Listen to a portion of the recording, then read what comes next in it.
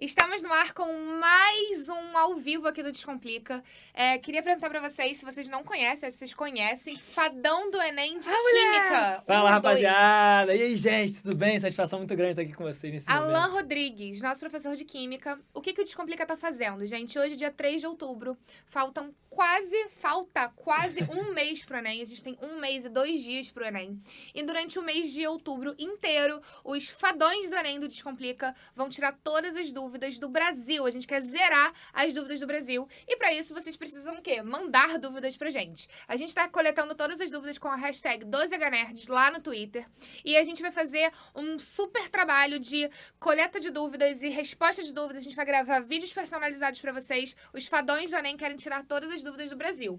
E pra começar, a gente não é bobo nem nada. A gente sabe que vocês querem saber, na verdade, quais são os assuntos que mais caem no Enem, né? A gente precisa dar insumo para as dúvidas de vocês, certo? Então, os professores fizeram um raio-x das provas anteriores do Enem, desde 2009, incluindo as canceladas, PPL, segunda aplicação. Tudo. Simulados, exatamente. Simulados oficiais, né? Oficial. Então, a gente viu de todas essas provas, todas essas questões, dá mais de 2.000 questões, a gente viu lá em Química. Quais foram os assuntos que mais caíram? Dá essa dica agora. 167 questões de química. Olha só. Isso é ter uma certeza, né? Dizer que a gente não pegou por aí, a gente foi lá e pá! Prova por prova, olhando prova por prova. Vê lá 167 questões de química. Tiveram alguns anos, tiveram mais, alguns anos tiveram menos. A gente parou pra olhar cada questão com cada assunto que apareceu ali dentro pra gente conseguir listar. Cara, há 1 mês do Enem, eu tenho que olhar pro top 10 de cada uma das disciplinas e saber, esse assunto eu não sei. Então, a partir desse assunto, é ali que eu vou dedicar o meu tempo, dedicar o meu estudo pra conseguir objetivar, né? Tentar focar pra caraca e aí você conseguir mandar bem lá na frente. A dica de estudo agora pra reta final, faltando 1 mês pra prova, é estudar o que você sabe que vai cair. Exato. E como a gente sabe o que vai cair? Analisando provas anteriores. Estatística. A gente já fez esse trabalho pra você. E aí, em Química, quais são os 5 mais assuntos que caíram? Então, o primeiro tópico tá aqui, Química Ambiental, beleza? Esse é top. O segundo tópico que vai aparecer pra vocês pra caraca, unidade de concentração. E a gente vai chegar a falar hoje ainda de unidade de concentração, mistura de soluções, tudo mais. Estequiometria não poderia ser diferente. Né? Nossa boa estequiometria. Todo mundo ama. Exatamente. A gente tem a parte de eletroquímica aparecendo com uma frequência muito grande e reações orgânicas aparece bastante também. Gente, 5 assuntos. Química ambiental, unidades de concentração... Pode falar que a gente não viu em lugar nenhum, eu vou te dar um número. Cara, isso aqui é surreal, cara, eu achei muito irado. Vou te dar um número, olha só, química ambiental, botei ali, ó. Apareceu 22 vezes. Segundo assunto foi concentração das soluções. Apareceu 20 vezes. Olha só, maluco. Pertinho. Desde 2009. Cálculo estequiométrico, né? Estequiometria. Apareceu 18 vezes. Eletroquímica apareceu 14 vezes.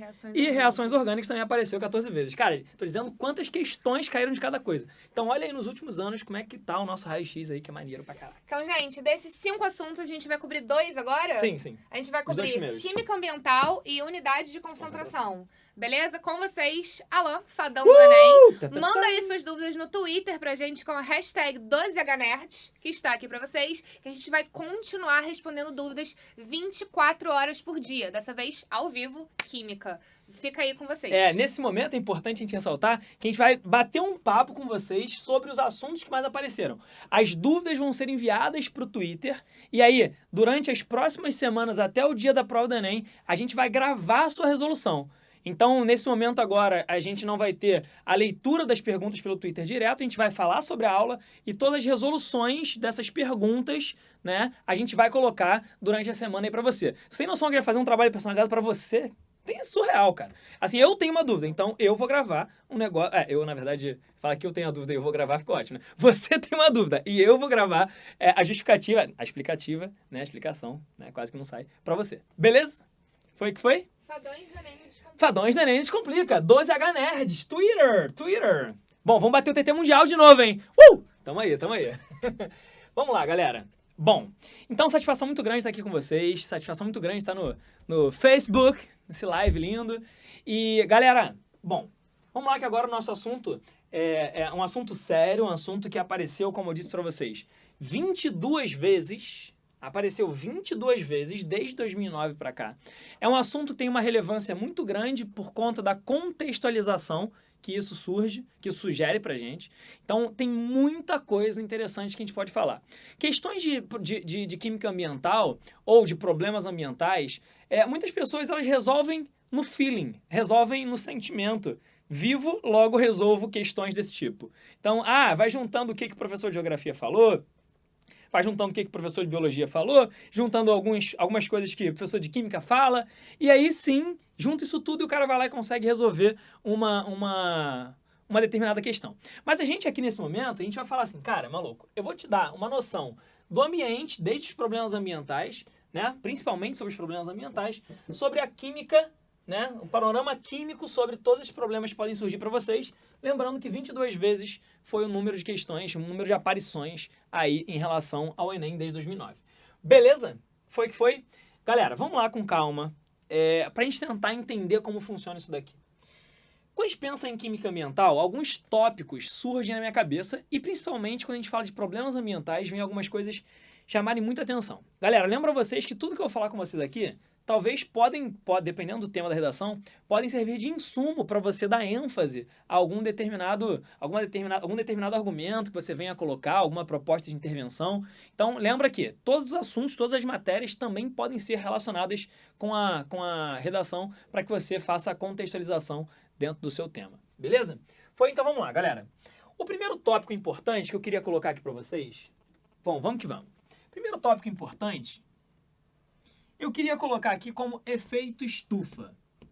Maluco, efeito estufa. Galera, só para você entender a ideia, né? Quando a gente fala de efeito estufa, a gente fala sobre um efeito onde moléculas químicas, né, que estão no ambiente, acabam armazenando uma determinada quantidade de calor. Beleza? E isso faz com que a temperatura média do planeta acabe sendo elevada. Deixa eu dizer para vocês quais são os principais causadores desse efeito estufa. Galera, com 55% de contribuição, o gás carbônico, o CO2, 55% de contribuição, o CO2, ele vai atuar no que diz respeito ao efeito estufa. Galera, eu já vou dizer por que ele é um causador do efeito estufa. Mas eu trouxe uma estatística dizendo que, 24% do efeito estufa é causado pelos CF6, que além de detonar a camada de ozônio, também causam efeito estufa. Trouxe também 15%, o CH4 atua em 15%, o metano, o gás metano, ele atua em 15% em relação ao efeito estufa. E a gente também tem o N2O contribuindo em 6% em relação ao efeito estufa. Galera, o que é de fato o efeito estufa? O principal composto químico que de fato vai atuar em relação ao efeito estufa, de fato é o CO2. E por que ele consegue fazer com que a temperatura média do planeta eleve? Deixa eu tentar mostrar para vocês. Bom, quando a gente pensa aqui em gás carbônico, a gente pensa numa molécula que tem essa distribuição espacial aqui, ó. Tem essa distribuição. Quando a gente tem a incidência de calor sobre moléculas de CO2, quando a gente tem a incidência de calor sobre as moléculas de...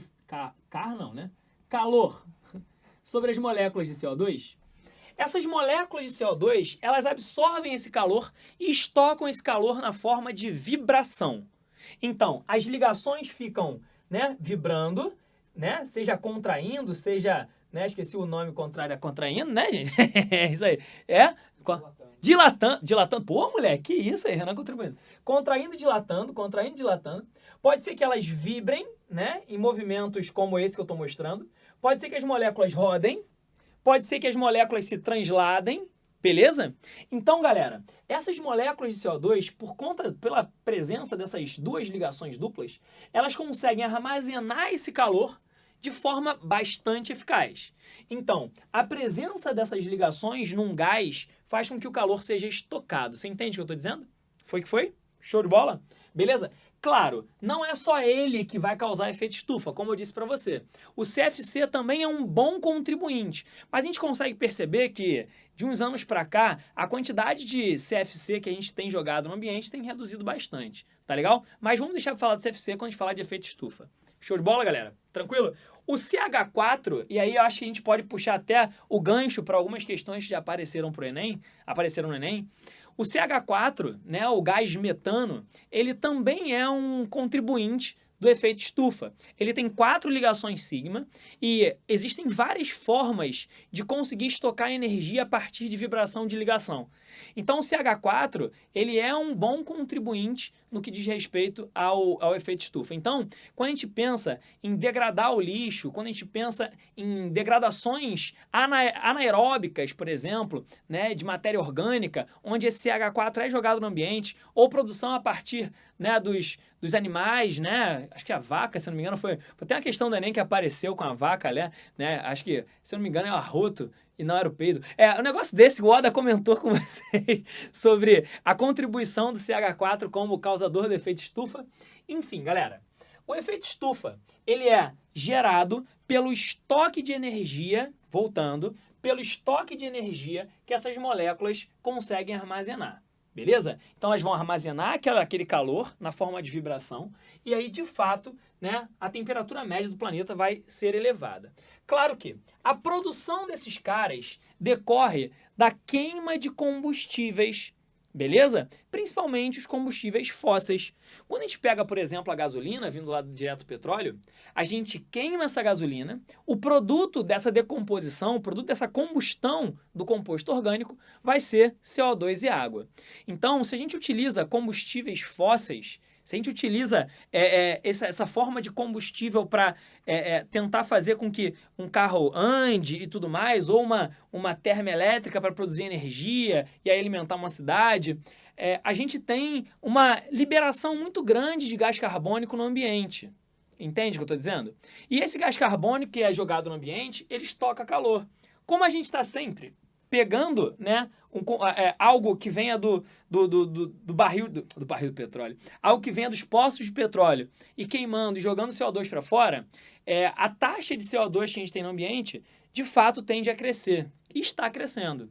Beleza? Claro que políticas públicas estão fazendo com que a gente opte por um biocombustível e tudo mais. Isso faz com que a gente consiga reciclar o CO2 que está no ambiente. Pegar esse CO2, fazer o CO2 ser consumido, por exemplo, por uma planta, a planta vai crescer, depois a gente utiliza a planta para fazer a produção do combustível.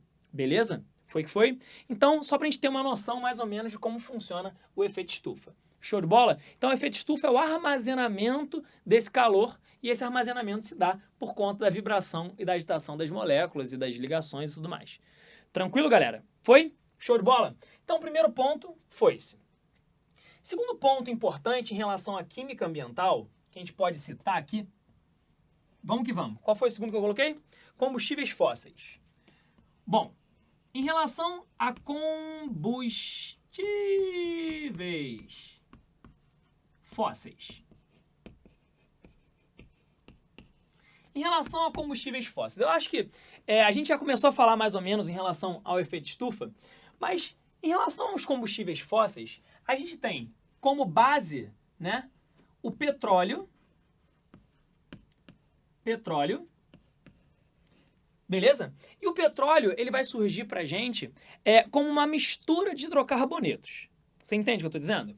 Ele tem, né, a sua composição, né, vai derivar de uma quantidade, de uma mistura de fato desses hidrocarbonetos. Dentro do petróleo, a partir do craqueamento do petróleo, a partir da destilação fracionada do petróleo, a gente separa os componentes que ali existem. Como, por exemplo, um dos principais para vocês, a gasolina de carro.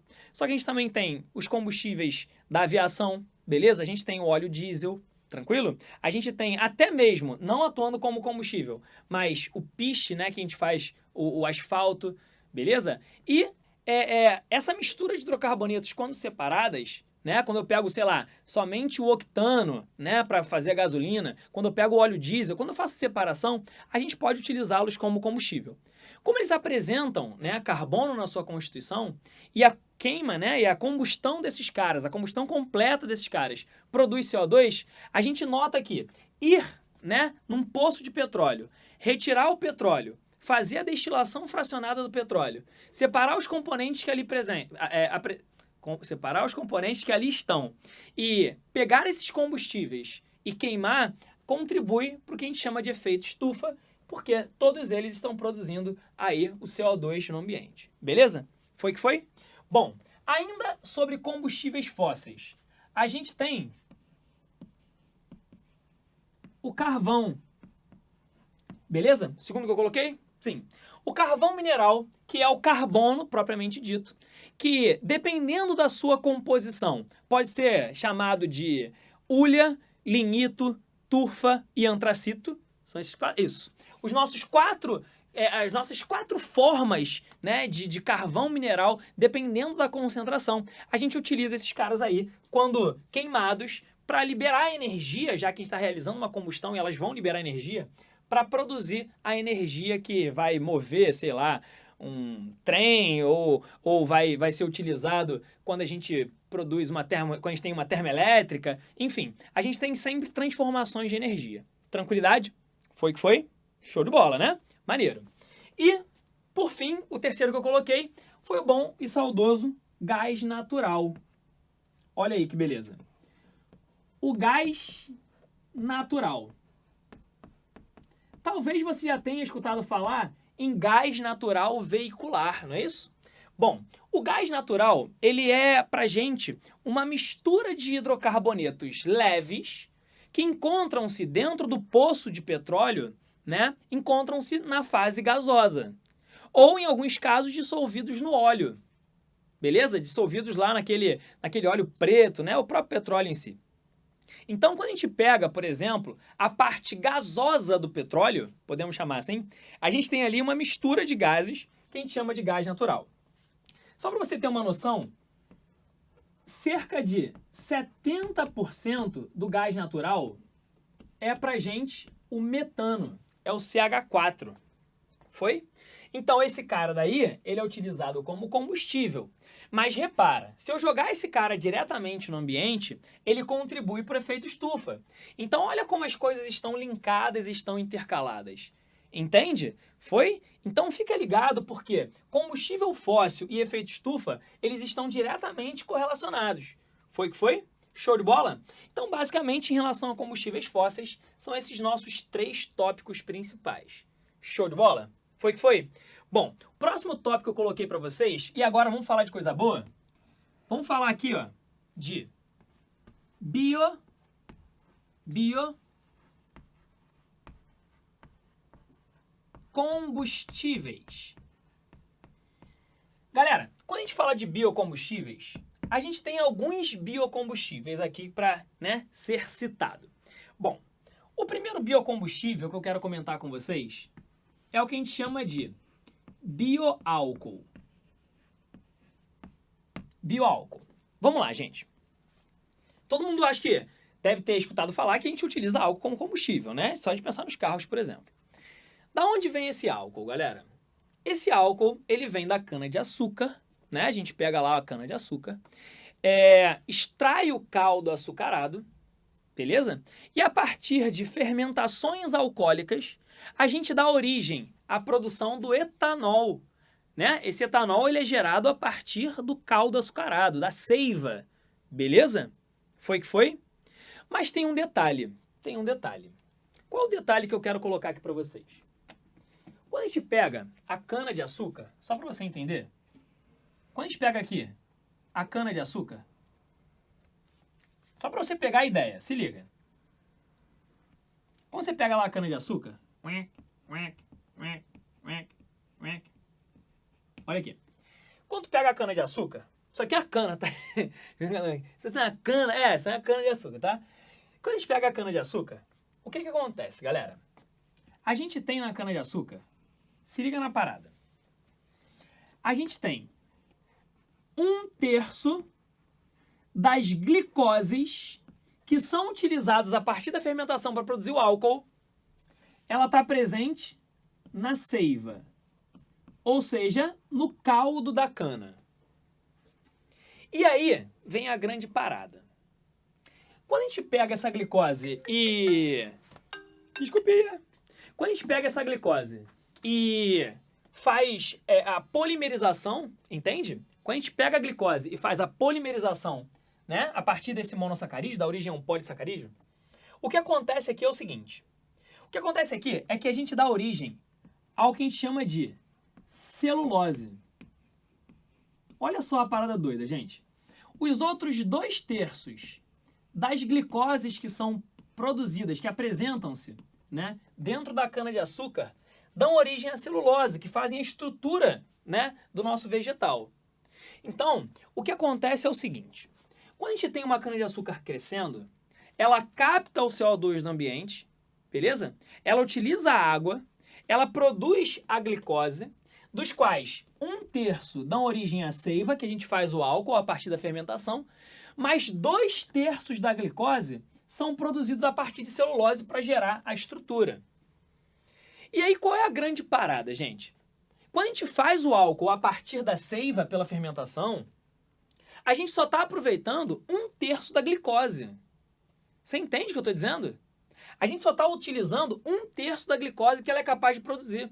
Os outros 2/3, como produz um polímero, que é a celulose, um polissacarídeo, a gente está jogando fora carbono que poderia ser utilizado como combustível. Ah, professor, caraca, mas vai fazer mais combustível, jogar mais CO2 para fora? Cara, para que essa plantinha ela crescesse, ela precisou absorver CO2 do ambiente. Claro que quando você utiliza, né, um combustível que também produz CO2, que é o caso do etanol, a partir, né, da queima da planta, né, a gente automaticamente, cara, o combustível que veio da planta, né, a gente automaticamente joga o CO2 para fora que ela havia absorvido em certo momento. A grande parada aqui é que a gente conseguir reaproveitar os outros 2/3. E aí, de fato, para a gente conseguir aproveitar e produzir um etanol a partir da celulose, a gente faz uma hidrólise desse polissacarídeo, que vai voltar a ser glicose, e a gente pode usar essa glicose para, numa fermentação, produzir um álcool, né? O etanol, por exemplo. Então, o que seria o bioálcool? O bioálcool seria justamente o álcool produzido a partir da celulose. A gente pega a celulose, faz a hidrólise dessa celulose, e a hidrólise da celulose produz o álcool. Na verdade, produz a glicose, que depois de fermentação produz o álcool. Então, o álcool que vem da seiva a gente utiliza normalmente. A grande parada é que nos dias atuais, a celulose que sobra, né, o bagaço da cana, ele é queimado e a gente joga esse CO2 para o ambiente sem aproveitar. Então, o nosso grande objetivo nos dias atuais é tentar reaproveitar a celulose que está dando origem à estrutura dessa plantinha. Tranquilo, rapaziada? Beleza? Foi que foi? Então, esse daí é o nosso conhecido bioálcool. Agora, vamos seguir nossa vida. Nosso próximo combustível é o que a gente chama de biodiesel. O biodiesel, galera, ele é, de novo, mais uma vez, um combustível, né? Um biocombustível, o nome está dizendo bastante coisa. E para a gente produzir o biodiesel, a gente geralmente parte de um óleo, né? Um óleo de mamona, óleo de girassol. E esses óleos que eles são triglicerídeos, beleza? Quando a gente faz uma reação desses triglicerídeos, que são triésteres, que vieram de um ácido graxo, olha quanta coisa. Quando a gente pega um ácido graxo e produz o triglicerídeo e gera o óleo, para a gente produzir o biodiesel, a gente precisa pegar aquele óleo, fazer uma reação daquele óleo com álcool, geralmente metanol ou etanol, e a gente vai dar origem a uma reação conhecida como transesterificação. A gente transforma o éster, que fazia parte do óleo, que era o triéster, era o triglicerídeo, e produz agora o biocombustível, numa reação chamada de transesterificação. Maluco, vou martelar isso na tua cabeça. Como é que a gente produz biodiesel? A gente pega um óleo, né, um óleo de mamona, óleo de girassol, como eu citei para você, beleza? E aí, a partir desse óleo, a gente vai fazer, né, a reação de transesterificação, fazendo ele reagir com álcool. Isso produz um novo éster e um novo álcool. A grande sacada nesse momento, na produção do biodiesel, é que o subproduto, né, quando a gente vai formar o biodiesel, é o glicerol. E esse glicerol, ele ainda é um interferente na reação. Então, a grande sacada é a gente tentar descobrir como nós vamos reaproveitar esse glicerol. Hoje em dia, já existem formas de pegar o glicerol, desidratar o glicerol, e aí, a partir de uma reação de hidrogenação, a gente produzir de álcools, né? Que vão dar origem a polímeros futuros para outras aplicações. Beleza? Então, só para você ter mais ou menos uma noção de como isso funciona. Show de bola? Então, o último que vai surgir aqui pra gente é o que a gente chama de biogás. Biogás. O que seria o biogás, rapaziada? Bom, simples. O biogás, ele é produzido, só para você tentar entender aqui, a partir de um negócio que a gente chama de digestor. Bom, vamos lá. Como é que funciona o digestor? A gente pega lá um reservatório grandão, só para você entender a dinâmica. A gente pega lá um reservatório. Por sinal, na faculdade que eu fiz, lá na FRJ, ela tem digestor, tá legal? A gente faz o seguinte, a gente joga aqui dentro a nossa matéria orgânica, a gente coloca aqui dentro a matéria orgânica, a gente vai ter dentro micro-organismos, né? A gente vai ter lá bactérias, e essas bactérias, elas vão começar claro, a gente isenta o lugar de oxigênio, a gente exclui o oxigênio do lugar, beleza? E a gente faz essas bactérias começarem a digerir a matéria orgânica, beleza? Então, mais uma vez, o que acontece? As bactérias digerem a matéria orgânica, e essa digestão da matéria orgânica, sem oxigênio, vai produzir uma digestão anaeróbica, né, anaeróbia, né, sem oxigênio, ou seja, e o produto dessa reação vai ser o nosso conhecido biogás, que é o CH4. Então, esse biogás ele é estocado, a gente não joga no ambiente, ele é estocado e é utilizado como combustível.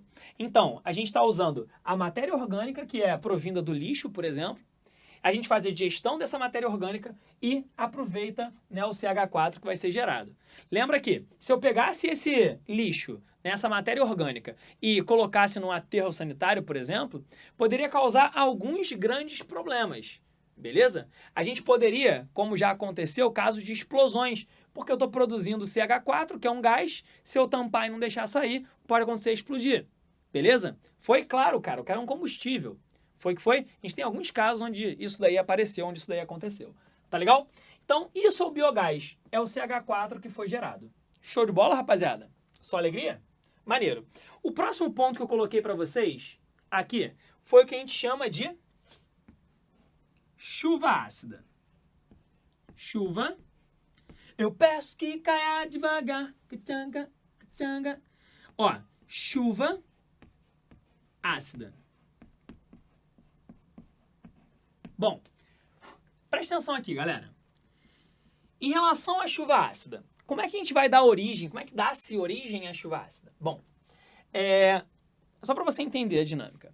Existem alguns óxidos que são classificados como óxidos ácidos, óxidos básicos, óxidos neutros, óxidos anfóteros, enfim. Os óxidos ácidos, eles são produzidos principalmente por ametais, né? Na tabela periódica você encontra lá os ametais, ou os conhecidos não metais, e também é produzido, né, por consequência, por alguns metais com NOx mais 5, mais 6 ou mais 7. Beleza? Mas não vamos entrar nesse mérito, não, senão fica algo um pouco mais específico, tá?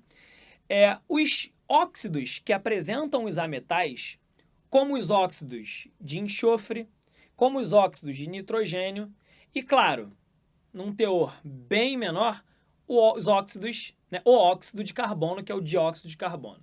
Beleza? Não o monóxido de carbono. O que acontece? Quando você abastece o seu carro, muitas vezes aquele combustível, ele apresenta uma certa quantidade de enxofre na sua composição. Entende o que eu estou dizendo? Muitas vezes ele apresenta uma certa quantidade de nitrogênio na sua composição. E quando você queima esse combustível que apresenta um enxofre ou um nitrogênio, você dá origem aos seguintes óxidos. Você dá origem aos seguintes óxidos. O SO2, que é um óxido ácido, que quando entra em contato com a água da chuva produz um ácido. Você produz o SO3, que pode vir direto da queima do combustível ou então pela oxidação do SO2. Foi que foi? Você tem os óxidos de nitrogênio, que no geral a gente vai chamar de NO2, pode ser o N2O5 ou o N2O3, vai dar origem ao NO2, e também vai produzir para a gente, claro que em menor quantidade, o CO2, já que ele produz um ácido fraco quando em contato com a água. Quando esses caras entram em contato com a água da chuva, o que acontece é que a gente produz para a gente ácidos. Alguns ácidos mais fortes, alguns ácidos mais fracos, mas todos ácidos. É válido ressaltar que toda a água da chuva é ácida, porque a gente tem gás carbônico no ambiente. O gás carbônico, ele já vai dar uma acidez leve na chuva, beleza? Só que o problema ambiental chamado de chuva ácida é a intensificação da acidez da chuva. Foi? O efeito estufa, ele existe na natureza, sempre. Graças a ele, a gente está vivo. Mas o problema é a intensificação do efeito estufa. Beleza? Então a gente tem aqui a chuva ácida sendo produzida a partir da combustão de compostos de enxofre, de nitrogênio e de carbono, principalmente enxofre e nitrogênio. Daqui, por exemplo, só para você ter noção, a gente produz, por exemplo, né, o ácido sulfúrico, H2SO4, por exemplo. A gente produz, por exemplo, o ácido nítrico, que são os principais contribuintes, são os caras que apresentam, produziriam, na verdade, pra gente, acidez maior em relação à água da chuva. Beleza, rapaziada? Então, uma noção, né, para vocês terem uma ideia, mais ou menos, de como funciona essa relação da chuva ácida. E, por fim, né, mas não menos importante, é muito discurso de formatura isso, né? E, por fim, mas não menos importante, beleza? A gente tem aqui a destruição da camada de ozônio. Olha só. Galera, como você consegue entender, né? Existe uma camada, né, na nossa superfície, que é a chamada camada de ozônio, que ela faz com que a incidência dos raios ultravioleta ela seja filtrada. Beleza? Então, só para que você tenha noção, existe uma região na nossa atmosfera onde a concentração de ozônio é razoavelmente alta.